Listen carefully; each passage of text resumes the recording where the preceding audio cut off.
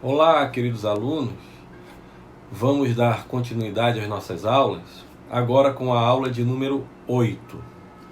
E para esta aula, vamos nos basear no livro do professor Francisco Jorge dos Santos, Além da Conquista, especialmente o capítulo 1, não é?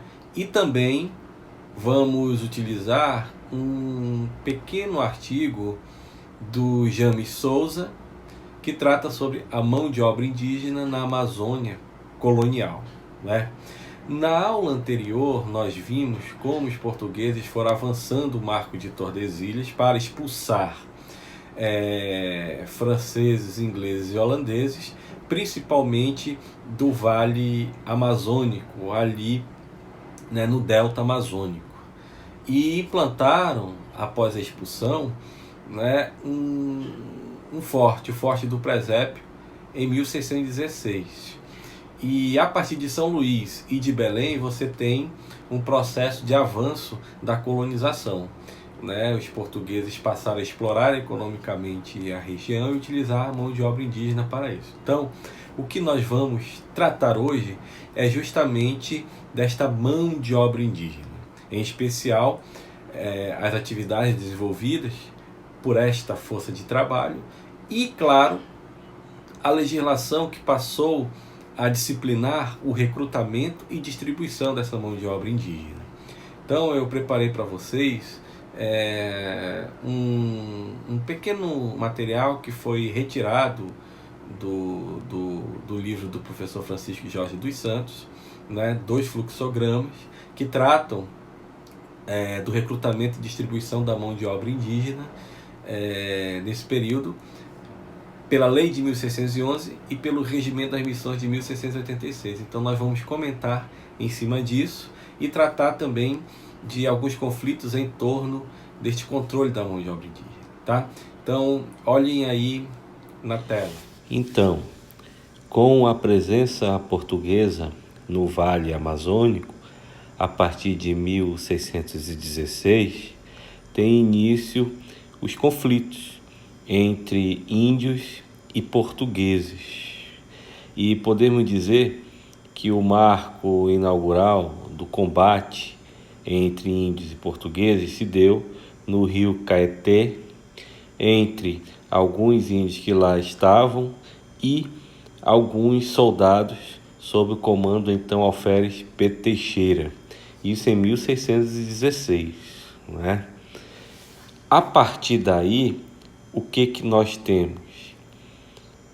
Partindo de Belém, Cametá, Gurupá e São Luís, o Vale Amazônico foi sendo penetrado, né?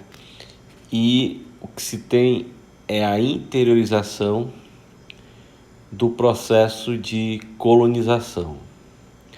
Sendo assim, os portugueses então vão avançando pelos rios.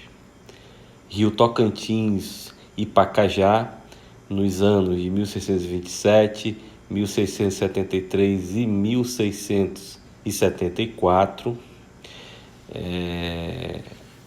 Também vão avançando pelo Rio Tapajós, Madeira, Xingu, Urubu e Negro, entre os anos de 1626 e 1693, avançando também pela calha do Amazonas Solimões, entre os anos de 1623 e 1673. É importante que se diga o seguinte, que a cada avanço português pelos rios, eles vão então entrando em contato com povos indígenas e vão, a partir daí, iniciando não só guerras, como, sobretudo, massacres de populações indígenas inteiras. Porque, como nós falamos anteriormente, depois que os portugueses expulsaram franceses, holandeses e ingleses e implantaram em 1616 o Forte do Presépio, então eles passaram a avançar sobre a região, buscando explorar economicamente a região, utilizando a mão de obra indígena que aqui estava presente. Então, o controle da mão de obra indígena era fundamental para o avanço do processo de colonização e para a exploração econômica da região, não é? De tal modo que o recrutamento da mão de obra indígena era fundamental. E para isso foram instituídos 3 modalidades de recrutamento da força de trabalho indígena, pela legislação denominada Sistema de Capitães de Aldeia, a Lei de 1611. Né? Então, a primeira modalidade era os descimentos. Em que consistiam os descimentos? Eram grandes expedições que tinham como objetivo fazer com que os índios saíssem das suas aldeias de origem e se deslocassem para as povoações portuguesas. Esses descimentos, eles podiam ser de 2 modos. O primeiro era uma tentativa voluntária através do esforço em persuadir os índios da conveniência de viverem com, entre aspas, gente civilizada, né? Então eram acordos celebrados a partir desta persuasão, mas também tinha outro modo, que era pela coação, ou seja, chantagens, ameaças, né? Tentando obrigar pela força bruta que os índios aceitassem então esse deslocamento. Tá? Pelo recrutamento via descimentos, os índios eram livres, mas existiam outras 2 modalidades de recrutamento dessa força de trabalho: os resgates e as guerras justas. O que eram os resgates? Os resgates, em geral, eles eram realizados por tropas militares, né? E tinham o seguinte objetivo: resgatar alguns índios que foram feitos cativos durante as guerras intertribais e que estivessem presos e amarrados, né, para serem sacrificados. Então, eram os chamados índios de corda.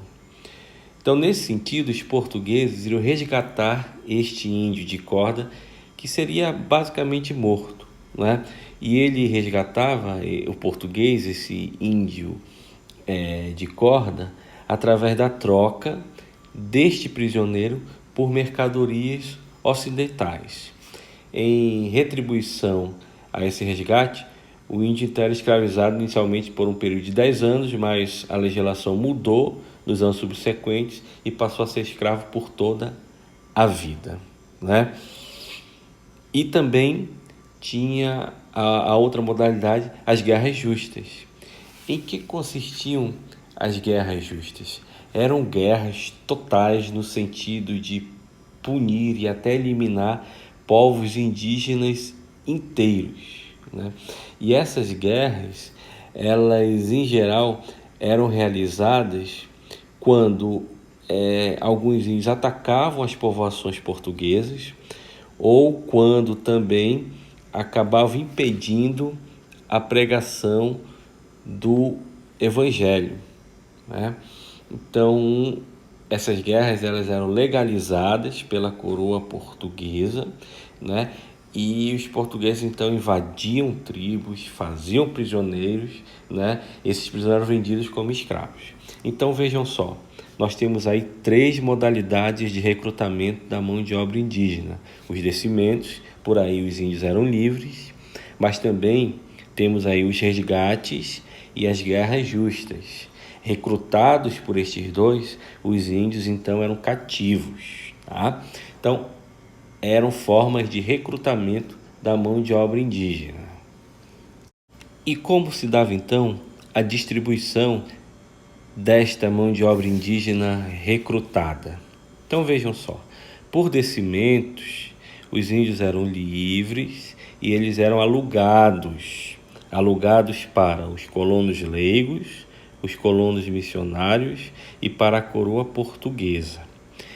Eles, pela legislação da época, esta que estamos vendo, recebiam salários para desenvolver as suas atividades. E o que eles faziam? Para os colonos leigos, em geral, utilizavam a mão de obra indígena para a extração das drogas do sertão.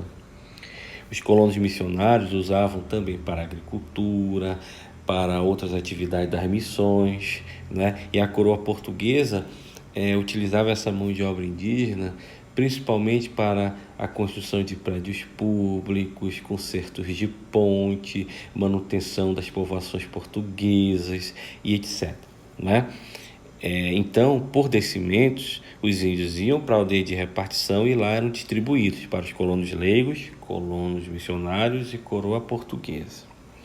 Os índios recrutados via descimentos e guerras justas, eles eram vendidos para os colonos leigos, colonos missionários e também para a coroa portuguesa. Portanto, como escravos, desenvolveu também as atividades que mencionei ainda há pouco, não é? Então vejam, nós temos aí duas modalidades, nós temos aí duas categorias de índios: índios livres e índios escravos, né? Nós não podemos perder de vista isso. E também temos os índios aliados dos portugueses, que embora não tivessem descido das aldeias de origem, em tempos de guerra com certas tribos, os portugueses poderiam requisitar os serviços bélicos desses índios aliados. Veja só, sobre a mão de obra indígena, o padre Antônio Vieira diz o seguinte: os índios são os pés e as mãos da colônia. E mais adiante, o padre João Daniel, aí já no século XVIII, vai dizer também que os índios eram fundamentais para fazer movimentar as atividades econômicas, mas não só as atividades econômicas, mas as atividades de uma maneira geral, na colônia portuguesa. Ou seja, a mão de obra indígena era fundamental. E vai haver uma disputa pelo controle do recrutamento e distribuição dessa mão de obra indígena entre colonos leigos e colonos missionários.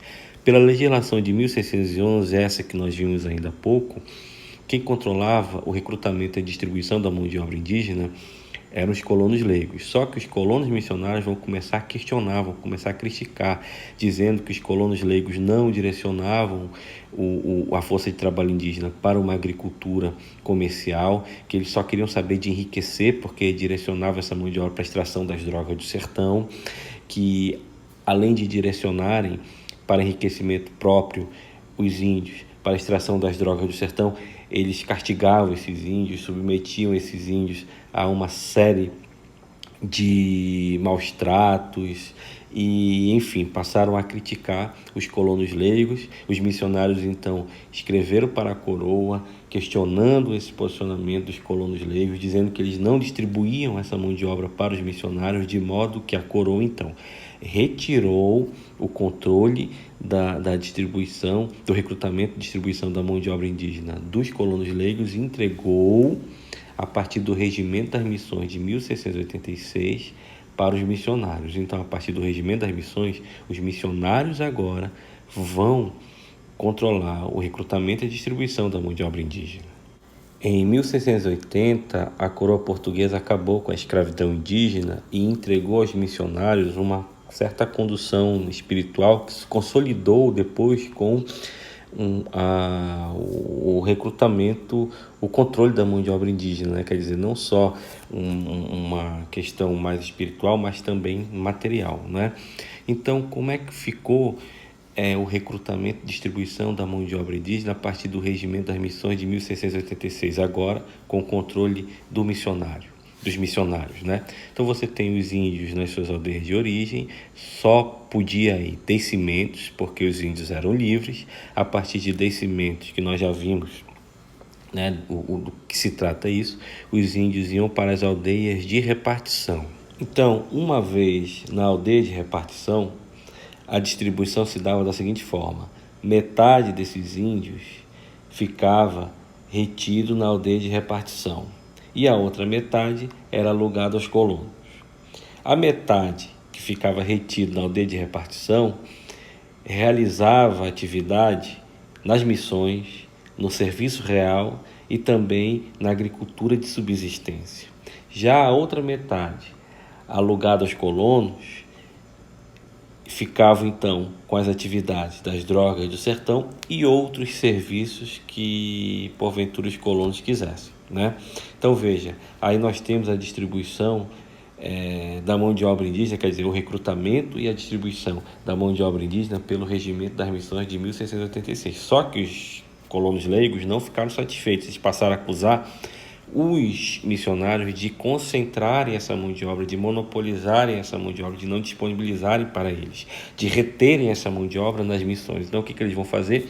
Forçar a coroa a baixar um alvará, o alvará de 1688.